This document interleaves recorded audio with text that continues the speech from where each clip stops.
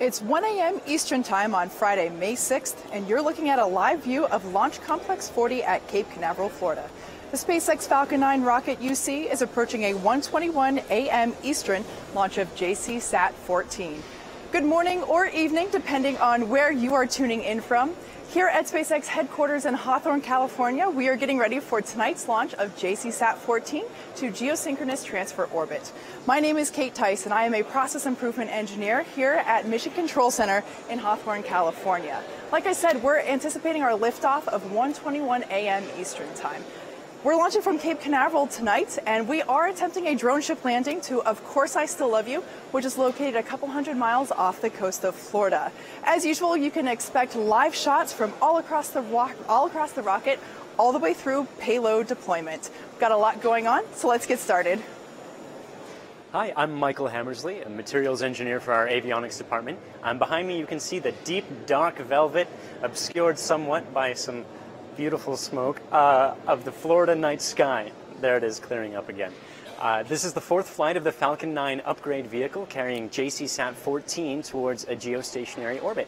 If you've joined us before, then you're very familiar with what this pad setup looks like. If not, you can see the Falcon 9 rocket, of course, in the middle. This is the first stage, which is what does the heavy lifting getting the rocket to the edge of space. It will then separate from the second stage, and the first stage will continue on towards the drone ship, Of Course I Still Love You. The second stage, which is carrying the satellite in the top part here, this is the fairing or the nose cone just surrounding and protecting the satellite. The second stage will do two burns tonight. It will first get us into low Earth orbit, moving at about 8 kilometers per second, and it will then coast for about 15 minutes or so, do a second burn to kick it into a geostationary transfer orbit, which is what gets the satellite to its final position. Some other things you'll notice, this is the strong back, or the transporter erector. It supports the vehicle while it's standing before launch, and it also actually brings the vehicle out and tips it upright in preparation. You'll notice several lightning towers surrounding it, and that's to protect it from errant lightning strikes, given how frequently Florida has storms, a lot of lightning. You can see the flame trench down here. Once the rocket starts lifting off, of course, the flame that it's producing is almost as long as the rocket itself is tall, and that gets channeled safely out towards the side. You'll also see that there's a little bit of what looks like smoke. That's totally normal. The rocket is just so cold. You'll notice a mission progress bar below that you can use to follow along with the important events, and a countdown timer at the top right of your screen to keep track of all of it. Hey, I'm John Federspiel, a lead mechanical design engineer here at SpaceX, and I'm sure by now you know we're here to launch a really cool satellite into geostationary transfer orbit, or GTO. That satellite, of course, is JCSAT 14, which once fully operational will provide 4K television, as well as communication services for both the maritime and aviation industries. We're also today going to be continuing our experimental efforts to recover our first stage back on the drone ship, Of Course I Still Love You. And to put this effort into perspective, from July of 1950 right up until today, the 45th Space Wing at Cape Canaveral in Florida has supported well over 3,000 rocket launches. Of those launches, only 5 have ever attempted to recover and land the first stage of the rocket. Last December's Orbcom mission was the first to stick a landing back at Landing Zone 1 in Cape Canaveral, and we successfully test-fired that rocket a few weeks later. And about a month ago, we were also able to be the first ever to land a rocket on a drone ship in the Mid-Atlantic Ocean. That rocket is also in good shape, and our next step will be to test fire back at the Cape or at our rocket development facility in Texas. Now today we're doing something a bit more difficult. Given this mission's GTO destination, the first stage will be subject to some extreme velocities in re-entry heating, making a successful landing much more unlikely. But later on, we'll fill in exactly what this entails, as well as some Rocket Science 101. But let's check in with the other John for a quick status update. Hello, I'm John Innsbrucker, Falcon 9 Principal Engineer. I'll be bringing you status updates from my desk here at the webcast headquarters in SpaceX headquarters here in Hawthorne, California. Now it's late in the evening here in California, but we still have the employees gathering for another Falcon 9 launch. Now currently we're deep into the launch auto sequence. That's where the computers are commanding the ground and the Falcon 9 vehicle hardware to get it ready for the planned on-time launch coming up in 15.5 minutes. Let's take a look at the status for the launch. The good news, the Falcon 9 team, very nominal countdown. They're working no significant issues right now. After yesterday's bad weather, we actually rolled out to the pad, used the opportunity to get out there early at about T-minus 25 hours. A couple hours after that, we were vertical on the launch pad. We've had a fairly quiet day, just getting the pad ready. We've gone into the actual power-on testing of the Falcon 9. We're now in propellant load.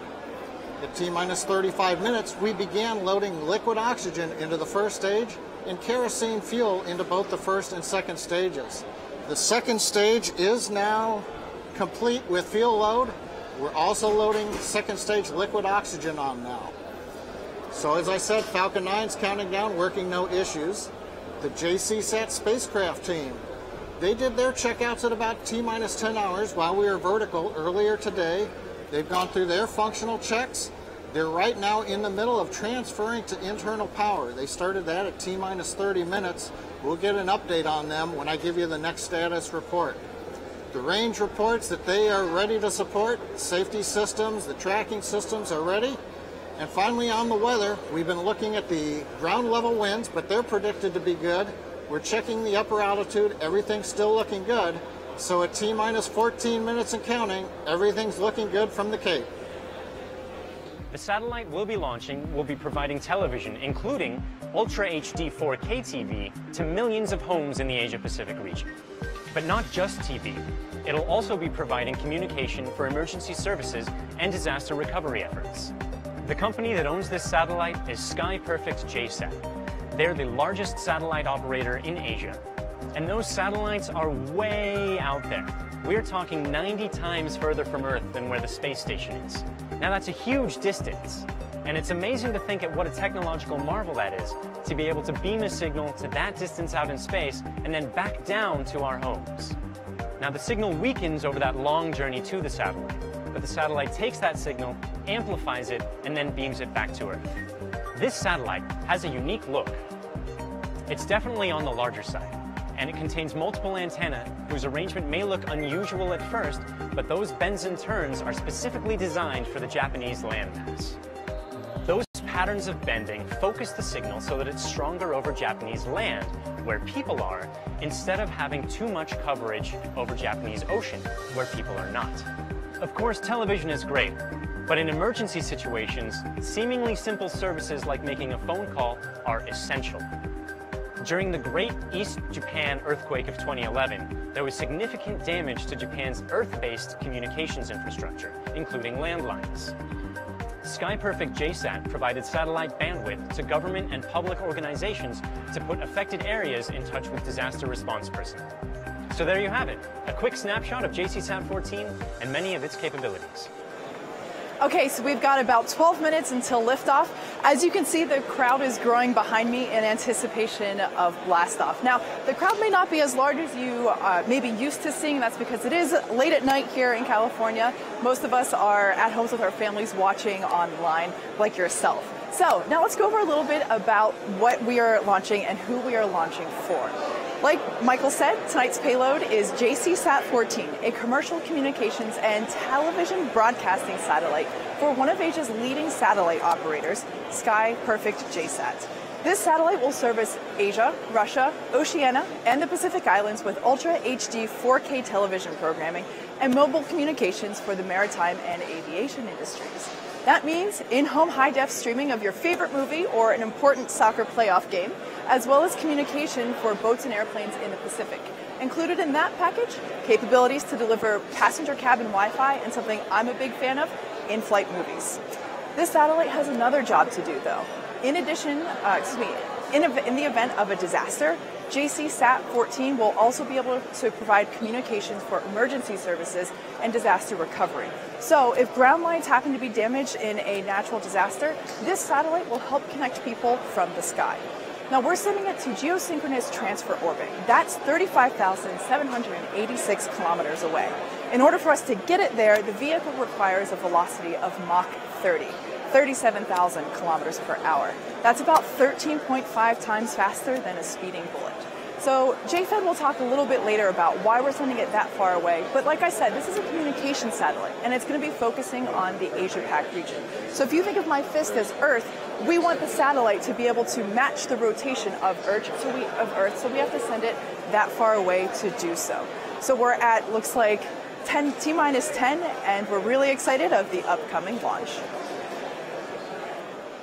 So on its way back to the drone ship, well, not back to the drone ship, the first stage has 3 systems to control its absolute position, as well as its yaw, pitch, and roll.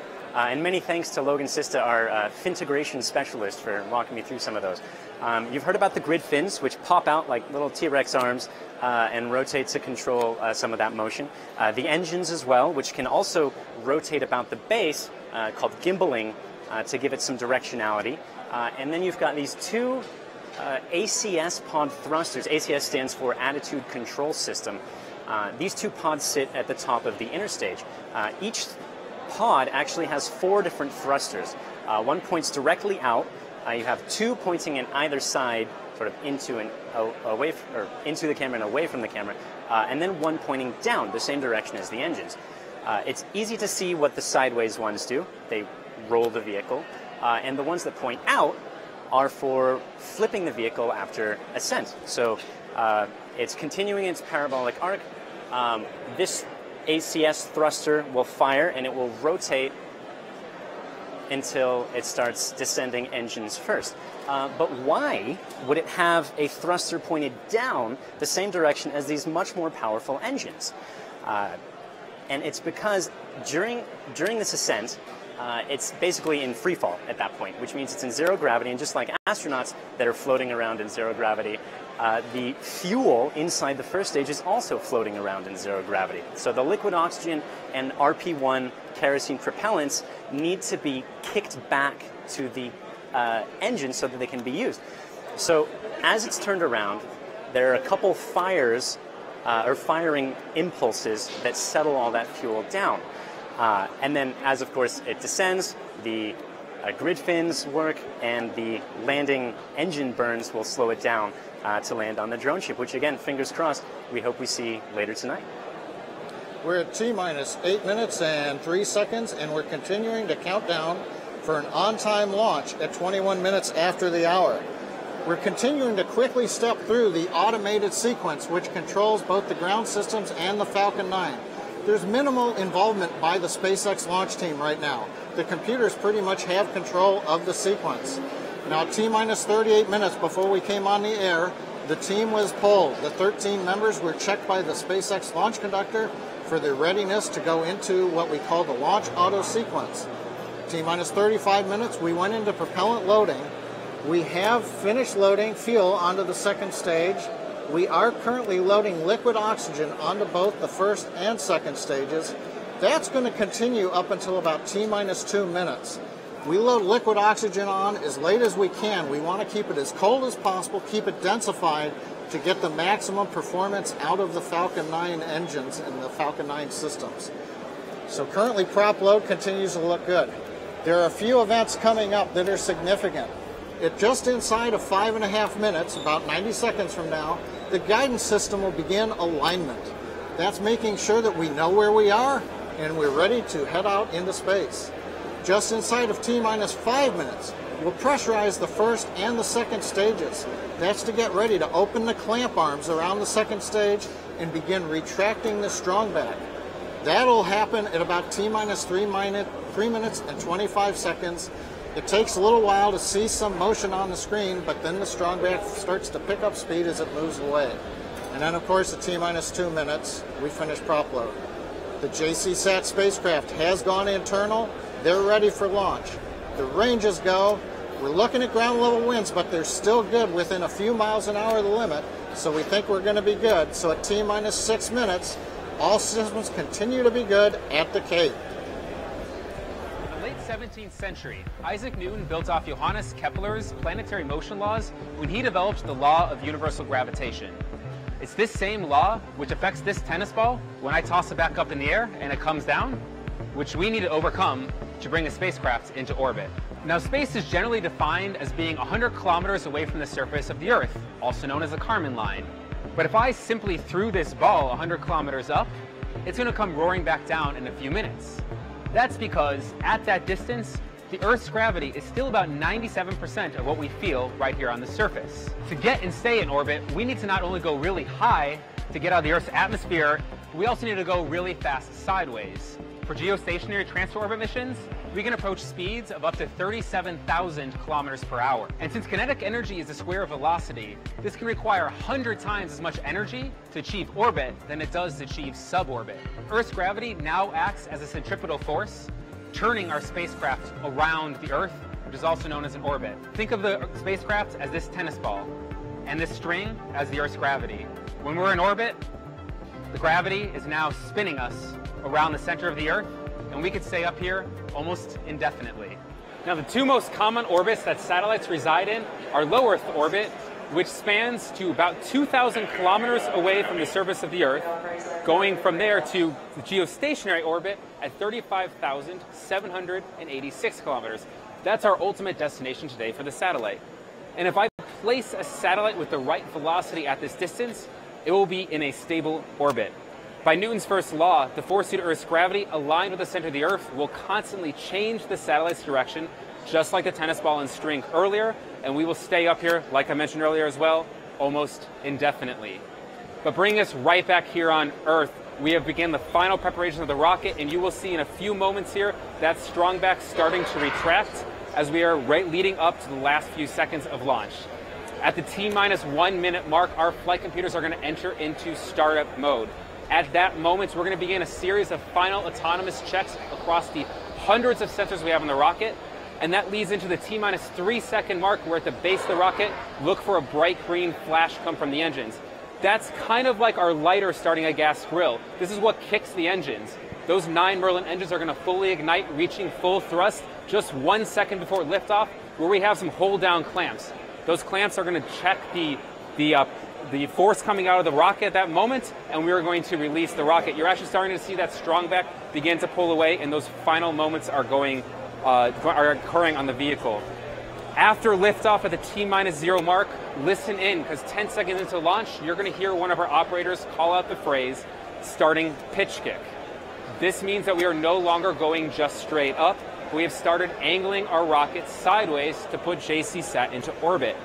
Our GNC engineers, or Guidance, Navigation, and Controls, have optimized our trajectory to both minimize the atmospheric drag as well as the gravity losses, because until we reach that orbital velocity that I mentioned earlier, gravity is just pulling us back down to Earth and thus slowing us down. So now, with just a little over 2 minutes left, we at SpaceX invite you to listen into the final moments of our countdown sequence and make sure that you listen into those words starting pitch kick, because you'll know at that very moment that we are on our way into orbit.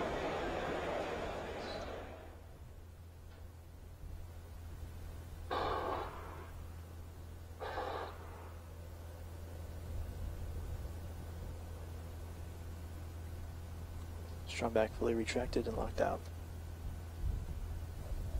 Stage 2 locked, secured for flight. T-minus 2 minutes. Falcon 9 is on internal power.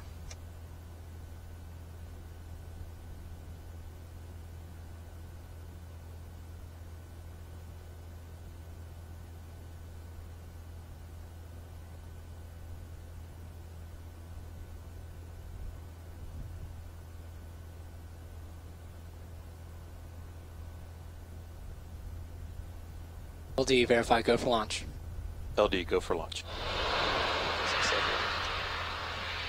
Stage 1, stage 2, gravity, secured for flight.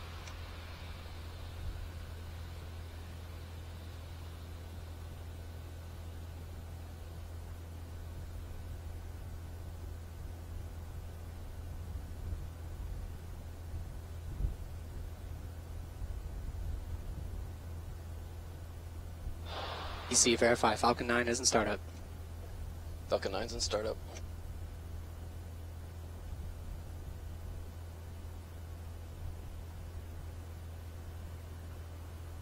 Stage 1, stage 2, pressing for flight.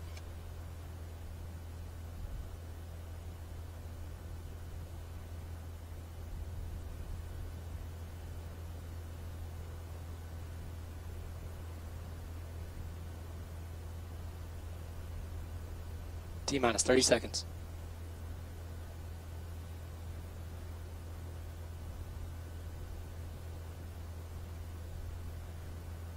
T minus 20. Falcon 9 secured. Flight pressures.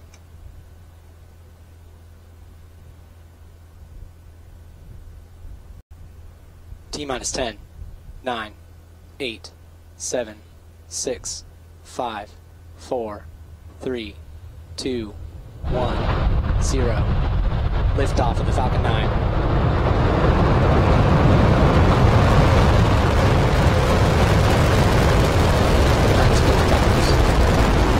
JCSAT section 10.59 is secured back.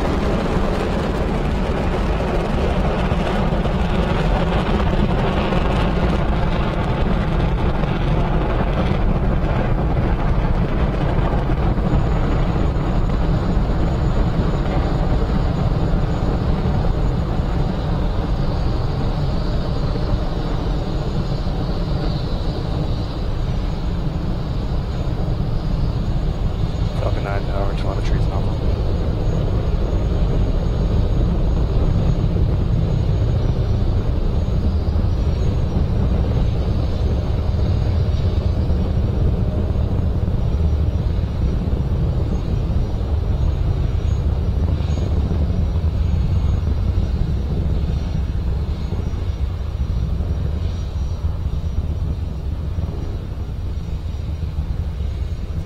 T plus 1 minute and 10 seconds.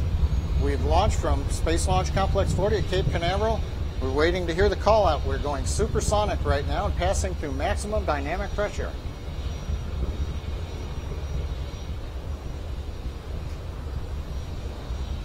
Vehicle has completed the throttle down and throttle back up. Stage 1 propulsion is nominal. You heard the words and the cheering in the background. Propulsion is nominal, a phrase we love to hear at SpaceX. We're currently beginning. MVAC chill has begun. There's the call out for the chill in of the MVAC engine, just like we did before launch for the first stage engines.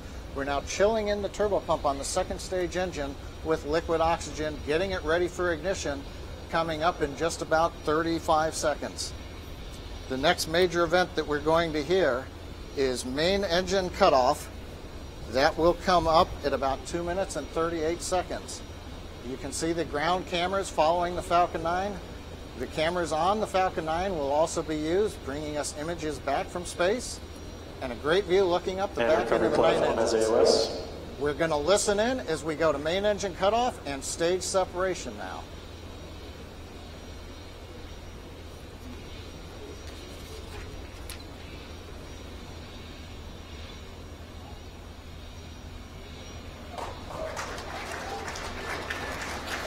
There you can see the main engine.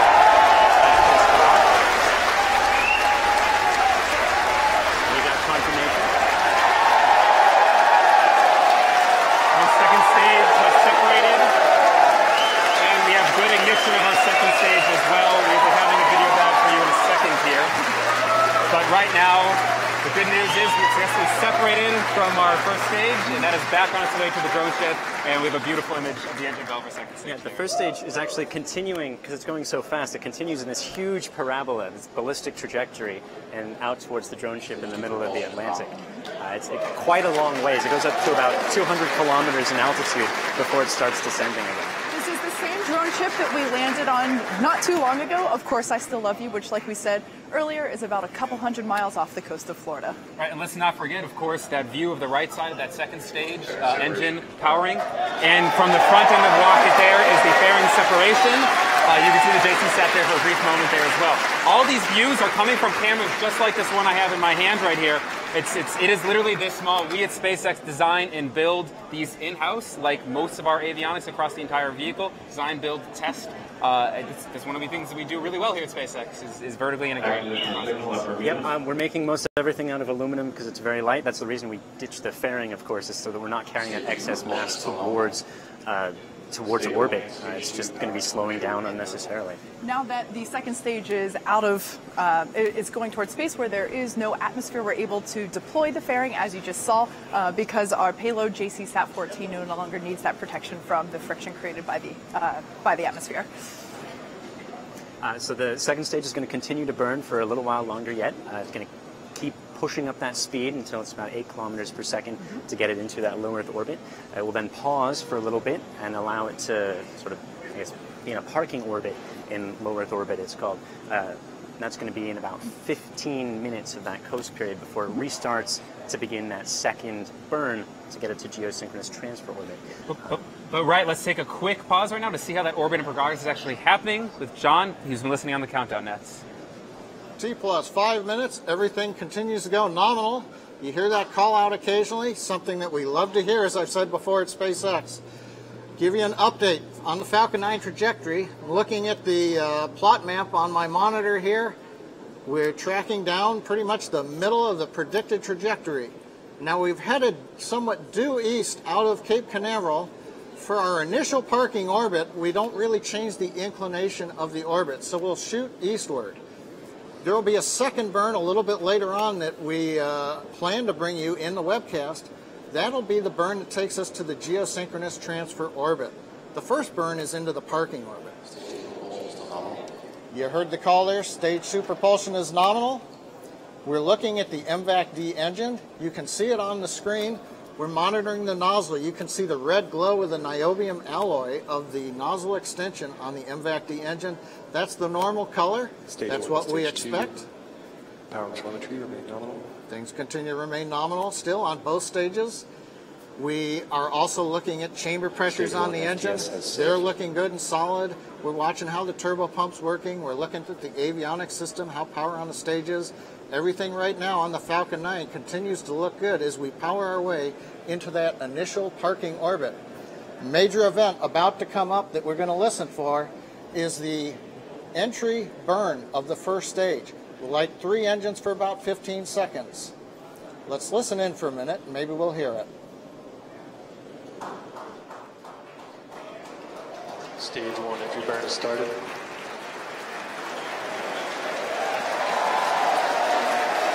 There's the start of the burn. This will last for several more seconds. We'll shut it down, and then we'll wait for the landing burn and the second stage headed into orbit. We have shutdown of the landing burn. Let's turn it back down to the floor and see how things are going there. Just in case if you've just joined us, we've had a great first ascent of the first stage, as well as a stage separation of first stage and second stage. Second stage, as you can see there on your screen, we had a great MVAC ignition, and second stage is now carrying JCSAT 14 out to geosynchronous transfer orbit. We're now waiting on, like John said, the first stage to come back and make an attempt on to landing on Of Course I Still Love You.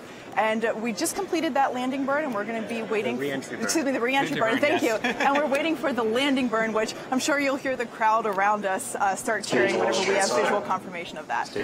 What makes this mission so difficult in particular, the geosynchronous transfer orbit missions, is that the re-entry, even after that re-entry burn, we're still moving twice as fast as we would for a typical low Earth orbit mission. We're entering the atmosphere at about 2 kilometers per second for this mission, instead of a more typical 1 kilometer per second for a low Earth orbit. Right, and that landing burn is going to come up in about another 20 seconds or so, and keep in mind that those are going twice as fast.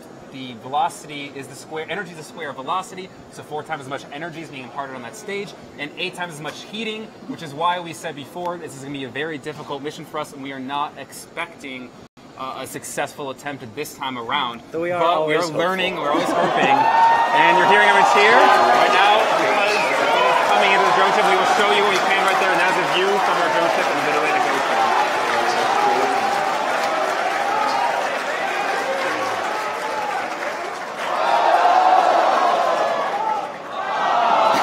And it looks like we have the landing. This was a very, very challenging drone ship landing for us to pull off.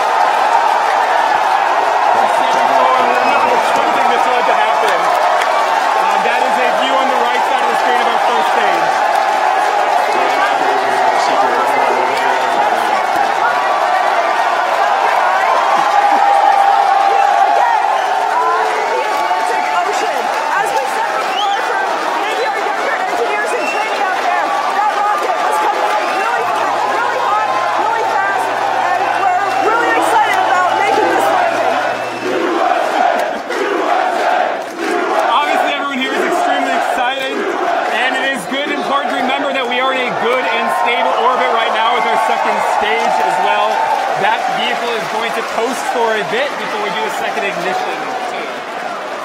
Yeah, that coast is again to get us continuing our parking orbit so that we can begin that second burn to get JCSAT 14 directly where it should be, which is to say directly over Japanese and the Asia Pacific region, so it can do its communications jams. This is boss.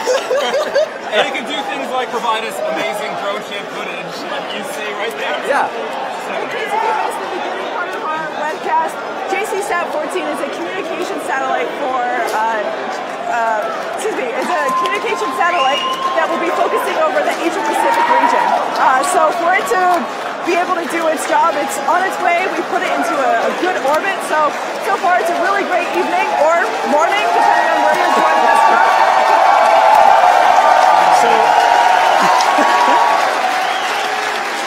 Honestly, everyone here is still extremely excited about looking at that face of the rocket, and we are as well. It looks in great condition. It's important to remember that we don't know the full state until we get our eyes on that vehicle and fully inspect it. Yeah, to be sure. So we're going to let you go while we're waiting for that coast period to end. Join us for the second part of the mission. We still do have to get that satellite to its geosynchronous transfer orbit, and that's going to involve a second burn and then the payload deploy itself. So we have a cool animation to show you what's going on. Be sure to stick with us because we will be coming back to update you as the rest of the mission progresses. Thanks for joining us.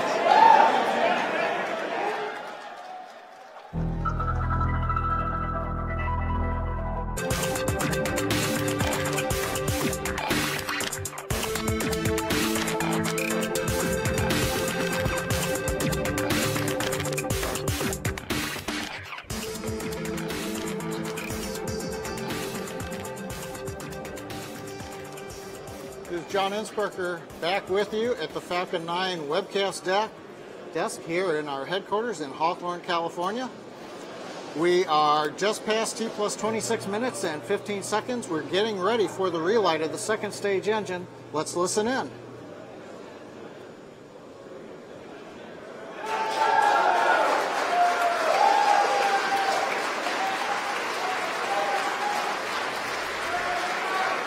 We have ignition. I'm hearing the team is happy that we're up at the correct power. Tank pressures are looking good. This burn will last about 1 minute. This is the geosynchronous transfer orbit burn. This will leave the JCSAT 14 spacecraft in the transfer orbit that takes it out to geosynchronous altitude.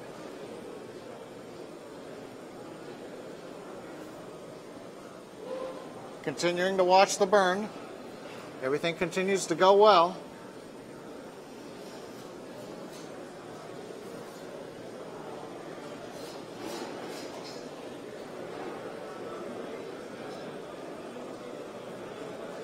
The engine's throttling down to maintain 5 Gs. And we have shutdown.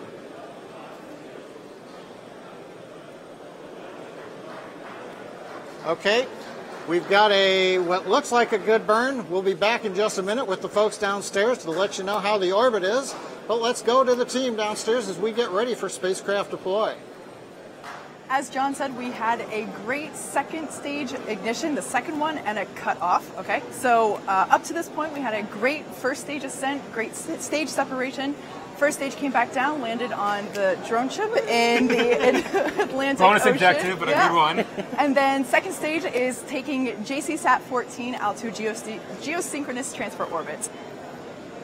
So we've got a cool animation of what that actually looks like, because all of the vocabulary gets a little confusing. So we launch, first stage separates, heads back, the second stage continues. That was its first burn really quick, fairing deploy. And now, as it's circling in its parking orbit, the second burn begins, and it basically raises that orbit. So if it were to continue in that motion, it would turn into this giant egg-shaped orbit. But what the satellite does is it uses its thrusters to prevent that getting close to Earth again. So it circles the Earth at that geostationary distance. And we do have confirmation at this moment that we are in a good orbit at this moment. We do have a good orbit at second stage, and we are preparing to deploy that payload in about another 3 minutes or so. Now, we do keep saying a lot around here that we're going to geostationary transfer orbit. That means that we put the satellite in trajectory so that it can eventually put itself in a geostationary orbit. You saw the full motion in that animation there, getting to the final geostationary orbit. We only put it in a transfer orbit at that apogee, at the apogee of the orbit. The satellite itself will use its own thrusters to circularize that orbit for its final geostationary orbit. The apogee meaning the farthest point away from the Earth in its orbit. So there's a lot going on. We've talked about the first stage quite a bit. Let's talk about the second stage a little bit. So the first stage and second stage are very similar. The technologies that exist in both of these vehicles allow our manufacturing processes to be streamlined across both of them. But the second stage is more of the precision instrument. It's really getting the satellite into the exact right spot, because that is a very specific place in space that we have to get it to. Well, right, like bringing it back to the orbits I talked about before, that first stage has to get us out of the atmosphere. The aerodynamic pressure on the vehicle is so great that that first stage is capable of putting out 1.71 million pounds of thrust at sea level. When we get into vacuum, it's a little bit more like 1.85 million pounds of thrust. And for comparison purposes, the second stage is putting out about 210,000 pounds of thrust in vacuum. So it gives a good perspective of the first stage doing all that heavy lifting, and that second stage, next time you watch a launcher and go back and rewatch this one, you'll notice that the second stage is really doing that speed maneuver to try and inject us into that precision orbit. And that's what you see right there. That is the nozzle of our MVAC engine. That is obviously planet Earth rotating behind it. We got a nice sunlit view now. We didn't really have that a little while ago when we lifted off. But yeah, that's our second stage engine.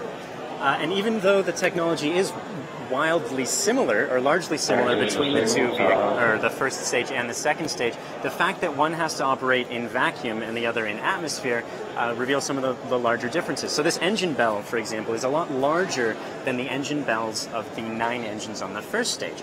And that's because in atmosphere, which is about 14.7 psi, once the engine plumes expand enough such that they reach 14.7 psi as well, you start to get serious turbulent effects.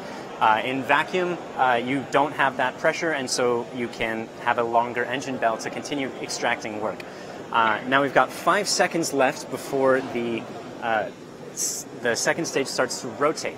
And what that does is it allows the satellite to begin stabilizing for that when it deploys. Yeah, it's a bit like, think of a much faster example. We think of like a rifling of a bullet. When you fire the bullet, to spin that bullet, to align it and make it go very straight, we are very, very slowly, and you'll start to see the vehicle rotate from that view, spinning up our second stage for the gyroscopic stabilization before we deploy our satellite, the JCSAT, from the forward end of that. And we are about to separate, and we have a good separation. You can see it leaving right there. Goodbye, JCSAT. It's been a great mission for you. Have a great trip.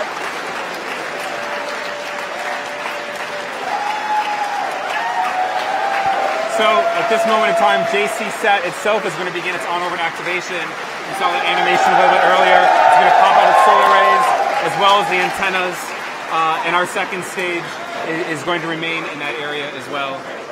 We're going to do some safety maneuvering with that vehicle too. So we still have to make sure that the satellite's behaving nominally, but that's really the bulk of our mission is getting it to that transfer orbit, that successful deployment. Yeah, so it's been a great evening / morning for us so far. Just as a quick recap, we had a great ascent of the vehicle, great stage separation and return of the first stage back at, of course, I Still Love You, sitting nice and pretty on top of our autonomous spaceport drone ship there. And then obviously you just saw a great payload deployment of JCSAT 14. Yeah, we'd like to thank our customer, the whole Sky Perfect JSAT Corporation, our partners at the Air Force and the FAA. We'd also definitely like to thank you, the audience, for joining us again. We definitely enjoy doing these up here. We definitely enjoy sharing these experiences with you. Follow us at SpaceX.com or our social media, Facebook, Twitter, and Instagram. And if you're interested in working here as well, look at SpaceX.com/careers. So once again, thank you for joining our webcast. And so say we all, have a good night.